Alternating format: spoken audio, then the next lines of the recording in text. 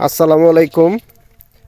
আশা করি সকলে ভালো আছেন। আপনাদের একটি বিষয় দেখানোর জন্য আমি ভিডিওটা বানাচ্ছি, সেটা হচ্ছে আনারস বাগান। আমি এখন বর্তমানে অবস্থান করছি মধুপুর বনের মধ্যে।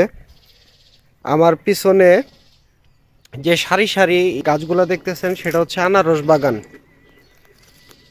এই আনারসগুলাই সারা বাংলাদেশে চলে যায়। এটা হচ্ছে মধুপুরের সেই বিখ্যাত আনারস বাগান। আপনাদের আরেকটা জিনিস দেখাই, সেটা হচ্ছে এই গাছটি লাগানোর 1 বছর পরে ফল ধরে। এই আনারস, মধুপুরের আনারস সারা বাংলাদেশ বিখ্যাত আনারস। এই আনারস বাংলাদেশের সব জায়গায় প্রত্যন্ত অঞ্চলে চলে যায়।